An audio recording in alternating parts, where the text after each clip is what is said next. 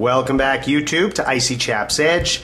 I'm Icy Chap, here with a quick follow-up to my video on the Bushcraft Northwest Bushcraft Knife. And a quick apology to Mike Lummio. Mike, I did say that I was going to have this knife back to you by now, but I've just been incredibly busy for the past couple weeks. And in my next video, I'll explain where I've been. But for now, let me just address a couple points that Mike mentioned in a message to me.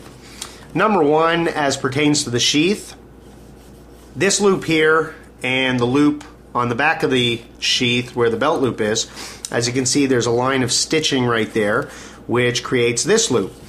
Both of these loops are actually designed to accommodate lanyards or a D-ring or a carabiner to allow different forms of carry. And Mike pointed this out in his message and also said that he'd be doing a follow-up video which would demonstrate that carry.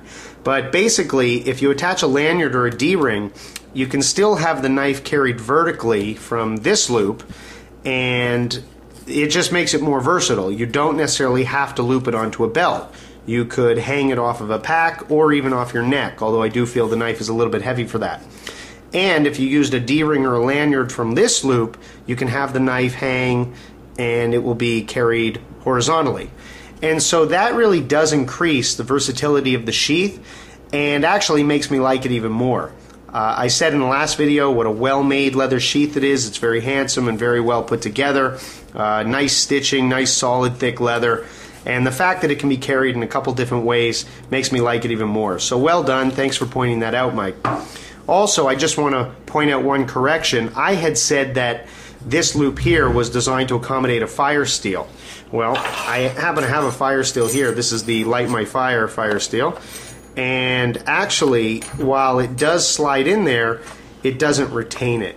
So that loop being designed for a D-ring or a carabiner or some form of lanyard is great, but I personally would also like some way of carrying my fire steel.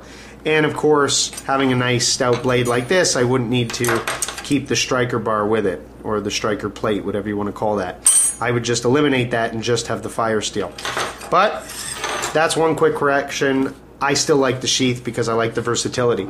Another thing that Mike pointed out was how the handle is nice and smooth. Now, as I mentioned in my video, I would prefer some kind of texturing here. But that's really because the kinds of uses that I would employ my knife for are maybe a little bit different than some of the traditional bushcraft tasks. What Mike basically pointed out is that for a wood carving blade, you really want to have a smooth handle because you want to prevent blisters during a long carving session. And that is different thinking than a tactical blade, which is really designed for short periods of much more aggressive use. Now, I do agree with Mike on the one hand that I think for a long session, for a bushcraft blade, the fact that you have this smooth handle and that divot for your thumb is going to make the knife nice and controllable and comfortable.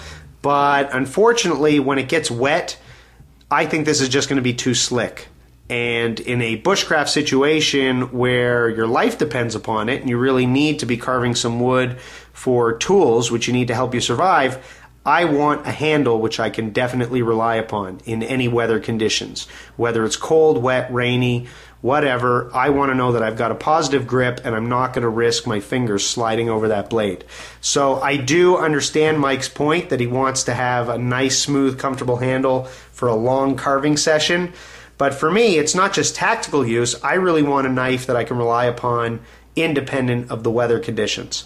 So, thanks for responding, Mike. I do appreciate your points, and I hope you enjoyed this short video on the Bushcraft Knife. I'll include another link to Mike's YouTube channel. Thanks for watching. Leave comments, subscribe, and have a good one.